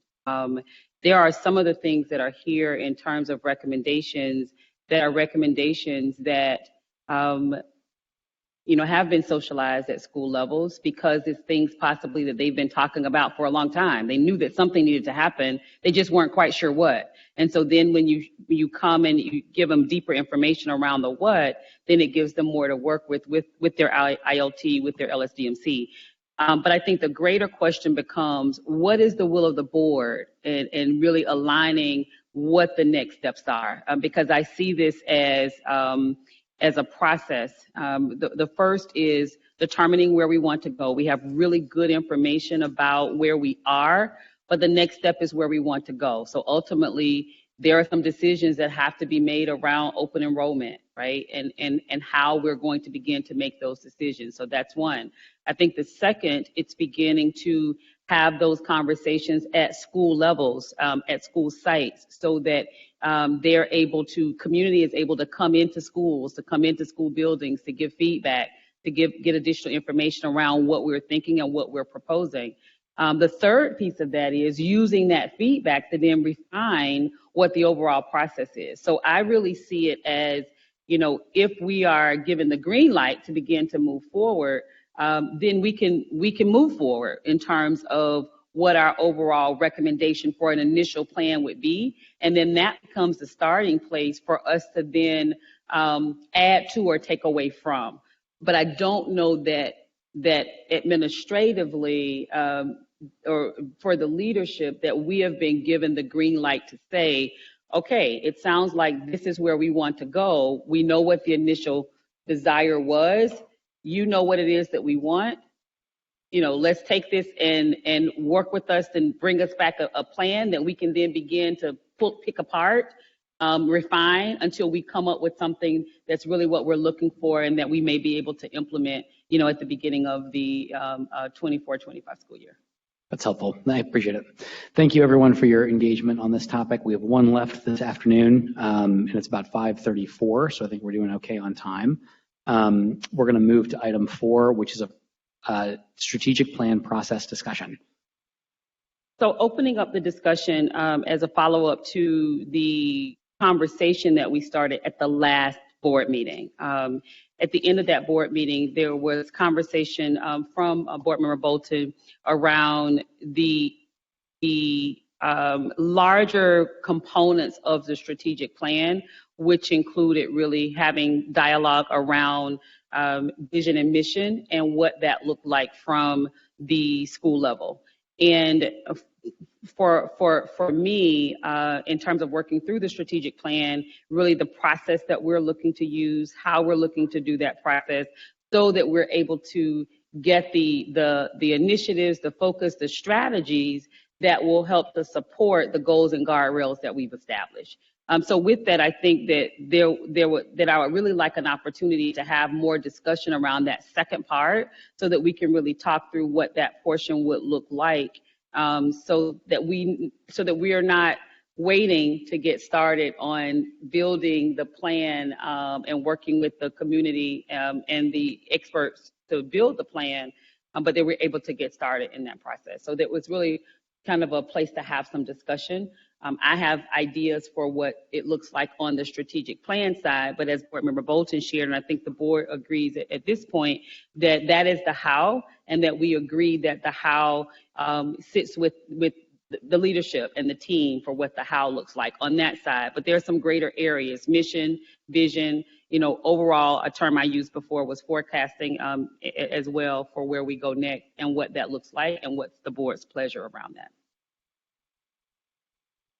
Thank you, Superintendent. I think my proposal for how we might move this forward a little bit is, I think if you wanted to share just a little bit about what you think could unfold in terms of the planning, the how part of it, I might then ask Ms. Bolton about how she sees what she was describing in her last meeting fitting within Sure. that. Would that make sense? I'm also open. Sure. So I see the strategic plan process in terms of a work plan for me and the team as about a 6-phase process. Phase 1 has really already occurred, where we did the listening and learning to start with. That was the entry level of that, getting feedback, really looking at what are some of those high level feedback that came back for us to move forward. And within that, the development of the goals and guardrails.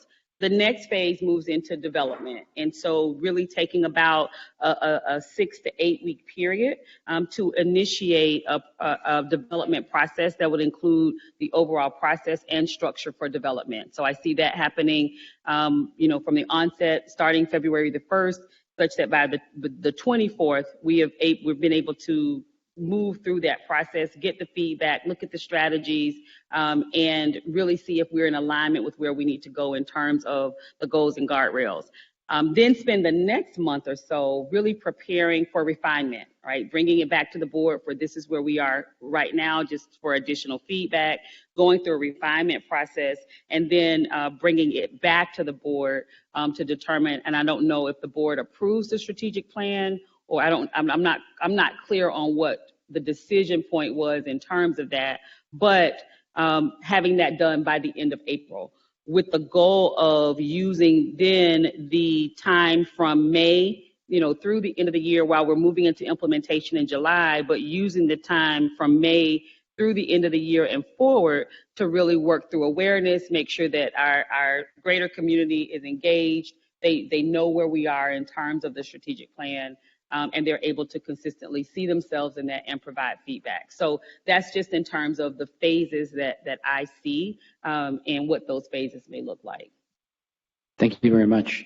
Ms. Bolton, do you want to react at all and kind of share the overlap of what? I'll do it very quickly. I think we have spent 8 months or so already developing the goals and guardrails, which should give you and the team and everyone in the district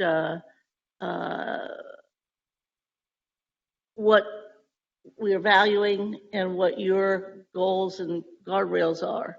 So I think that's done. I think and we've had, thank goodness, community involvement in helping to determine the guardrails and the goals. They weren't coming up with them independently, but they were reacting and validating or changing or telling us to add stuff. So the community's been involved with that in a very significant way. via the board. So I think that's in that early part as you're referencing.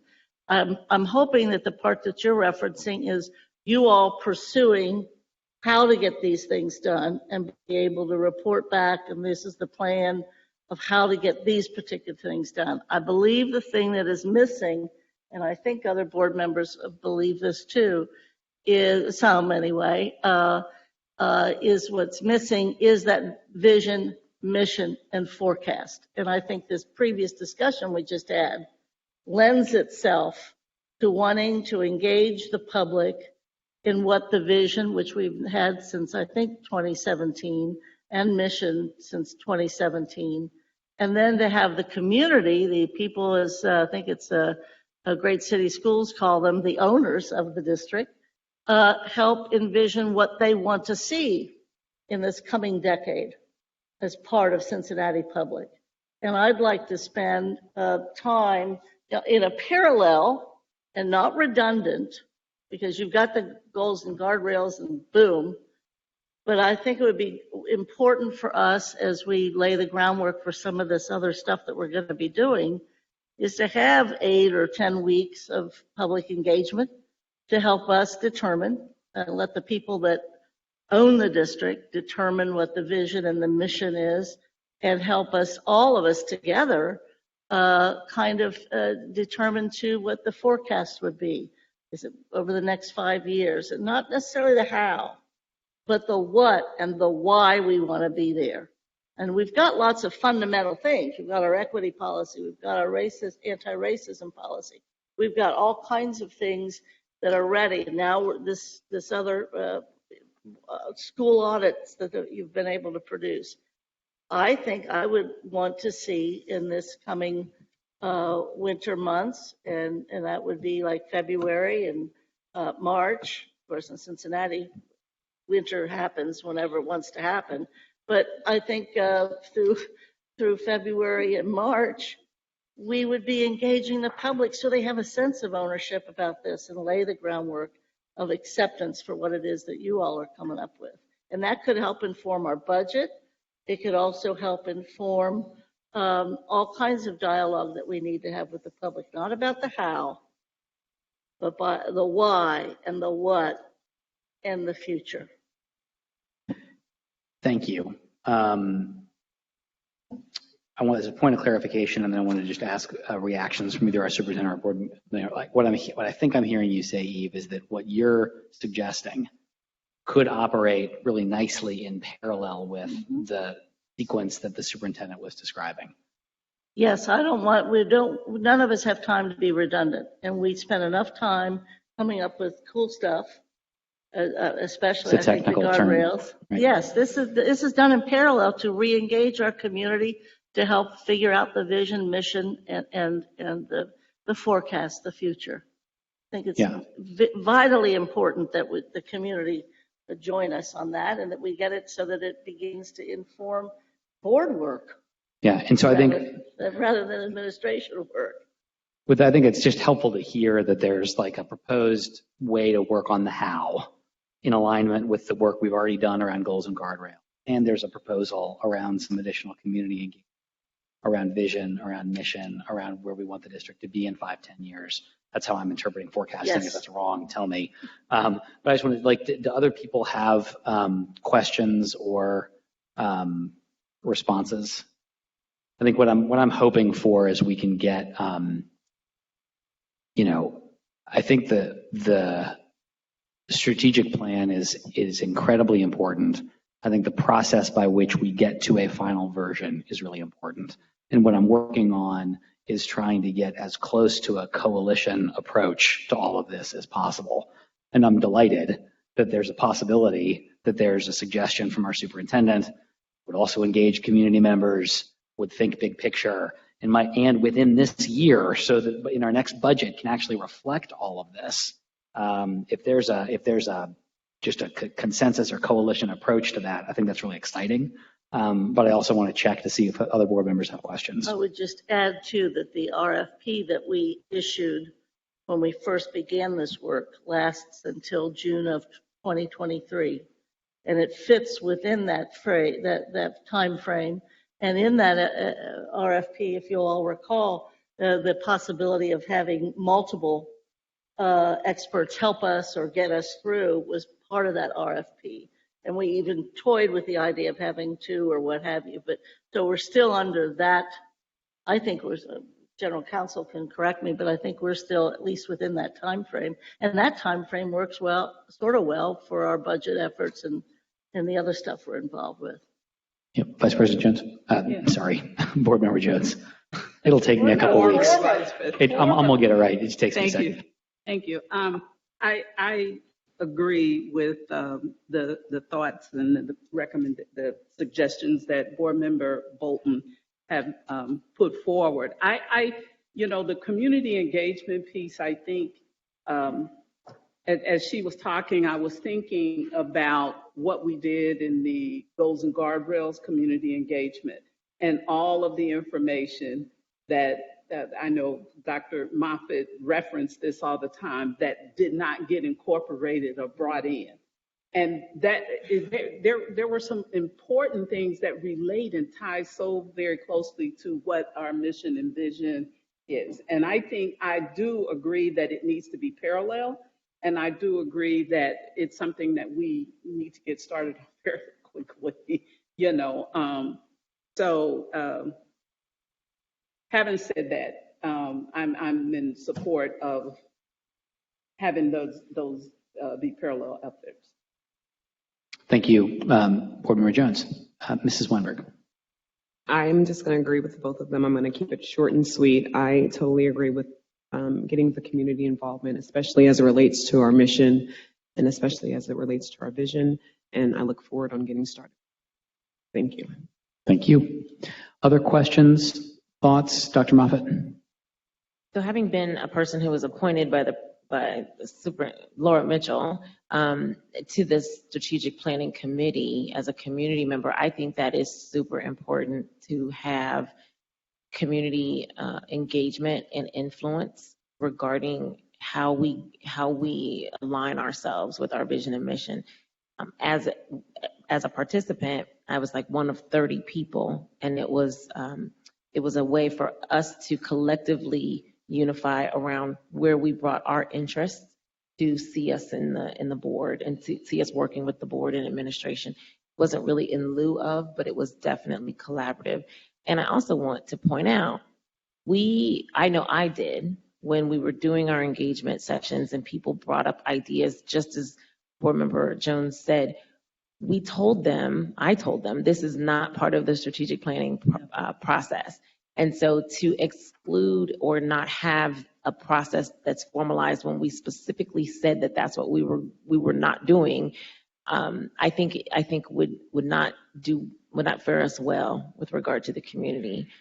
We represent the community, and I think we need to hear their voice in collaboration and at the same time as the superintendent is working on her how.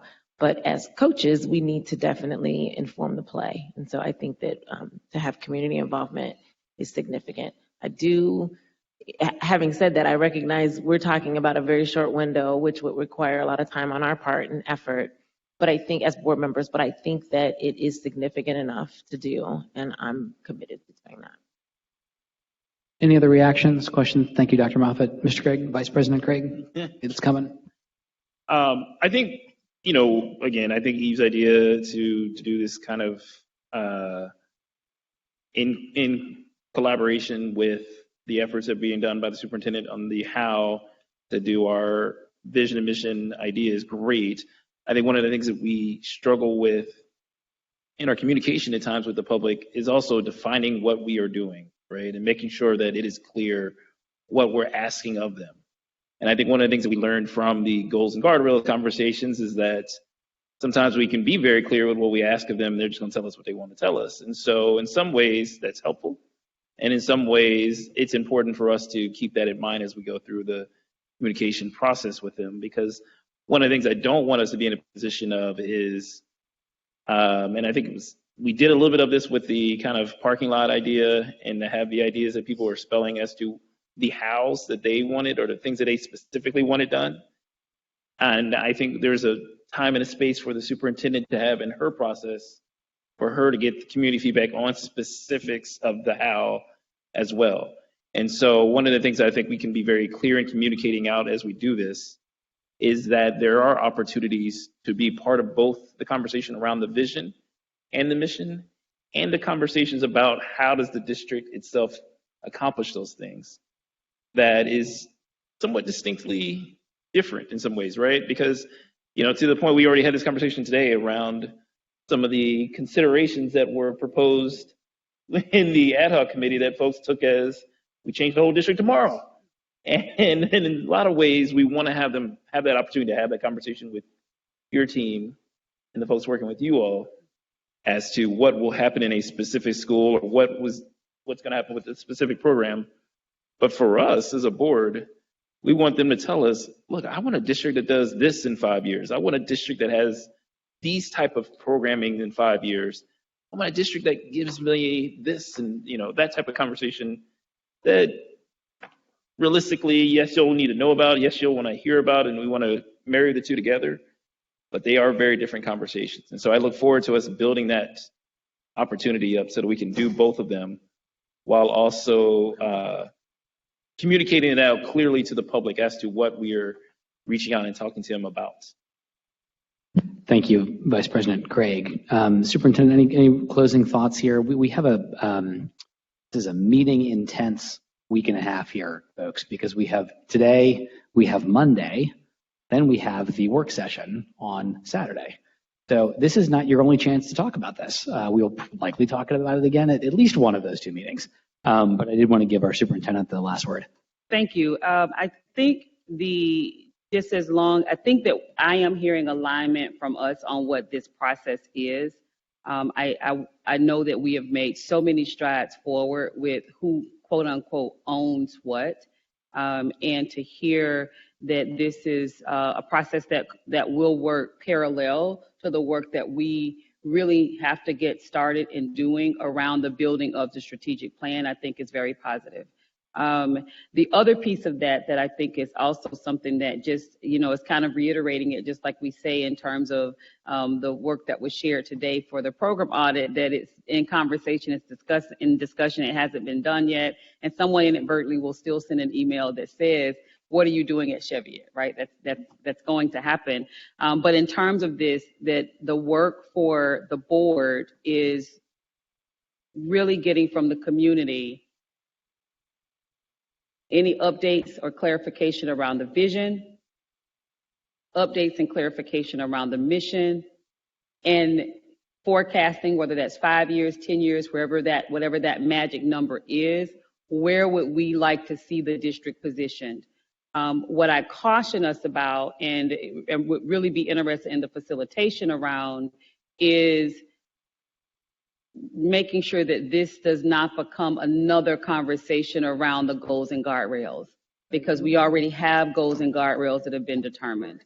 And so really making sure that the discussions are vision, mission, forecast as we move forward, not necessarily what goes into this iteration of the strategic plan. I think it informs where we are, because honestly, having done this work for a really long time, I don't think we're going to be really far removed from where we are now in terms of vision and mission, because of the goals that we have for our students. But we don't know, maybe the community and what the community is looking for has changed, but that doesn't stop us from really beginning to initiate the work group, the work sessions, the conversations, the strategy work around. Now we have the goals that we want, and this is the how to proceed in that area. So I was hearing a little bit of both, so I just want to make sure, I think that I'm in alignment with what I hear, but I do want to make sure that that is the space that the board collectively is in, so that I know that with the team, that's how we move forward. The second piece of that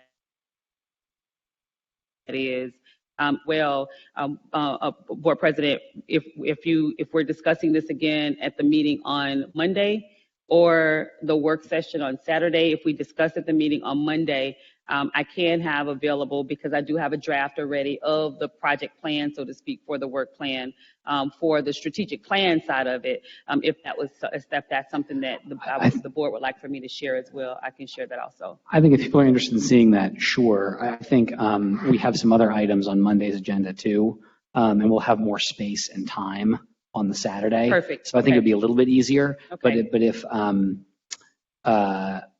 that would be my request. I think we'll just have more space for it. Perfect. Thank you.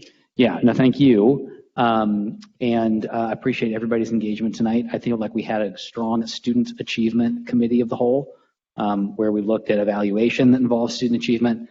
We looked at professional development that's focused on the science of reading. We talked about a program audit that shows different levels of student achievement and opportunity across the district, and then a good discussion about our strategic plan.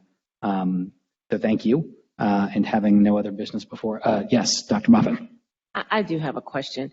And this is really, I don't know if we have discussed procedurally how this is going to work with having a liaison to the Student Achievement CAL, but I am particularly interested in looking at and hearing from the administration regarding the data and where our students are. I like the professional development information. I think all that's great, but I would like to know academically where our district is. I don't know if that needs to be school by school or quadrant by, or not corridor by quarter, but and when I hear about student achievement, I think that needs to be about the achievement of our students within our district. I like the professional development conversation, don't get me wrong. That's interesting information. That's something I could have received on an email being personally, but I really want to know what the needle is, how the needle is being moved for our students. That's what I'm listening for in a student achievement conversation. That is a collective. I don't need this other. So can you help Thanks, me? Dr. Moffitt. Board Member Jones. Yes, I believe that question came up at our last meeting, and I mentioned to folks that the superintendent and I had not had a chance to sit down and talk about it. We've had a conversation relative to tonight's meeting. Valid point that Dr. Moffitt is making, and yes, we are interested.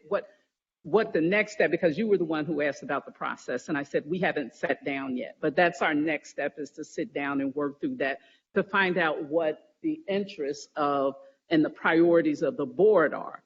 I also think that it's important, and so I appreciate that, and we'll make sure we document that as part of what folks want.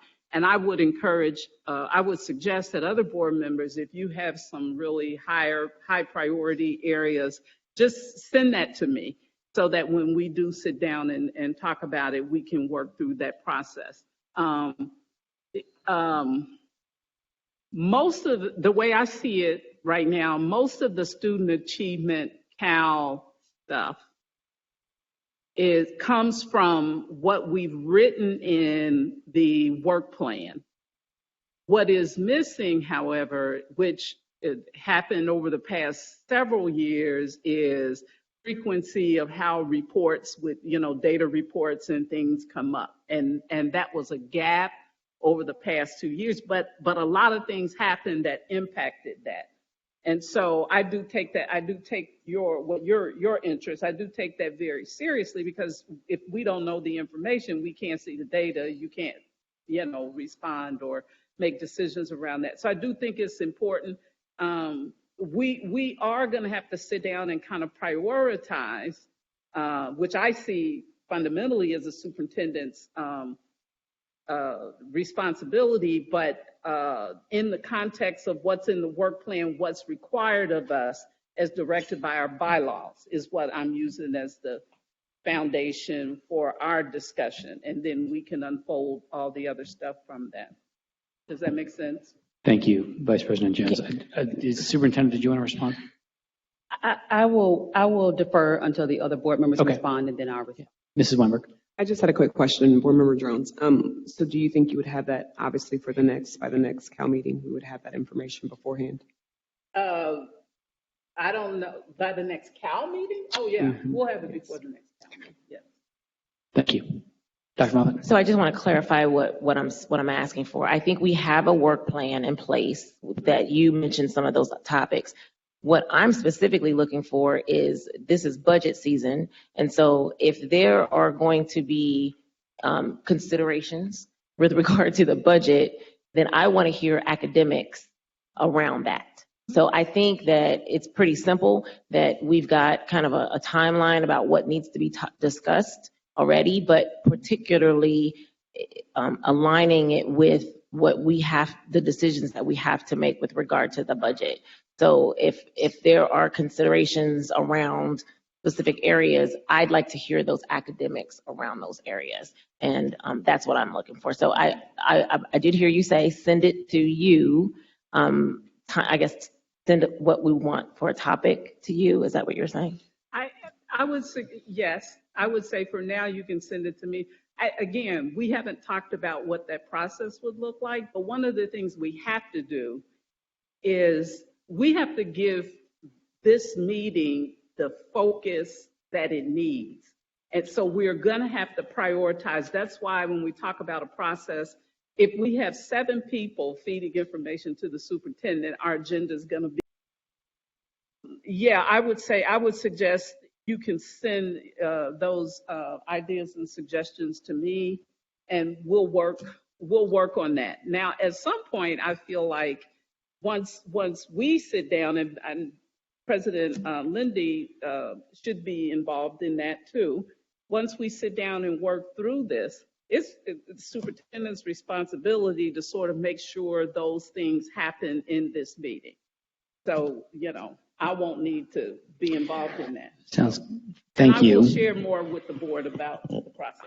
Thank you. Appreciate it. Thank you for the question. I'm working really hard to have us start on time and end on time. It is 6:01. Absent any objections, with no other business before us, I'll declare our committee meeting adjourned. Except that I didn't give Superintendent a chance to respond, like I said I would. I'm so good. It's okay. You sure? I'm sure. Okay, I apologize. No worries. Have a wonderful evening, everybody. Thank you. Thank you.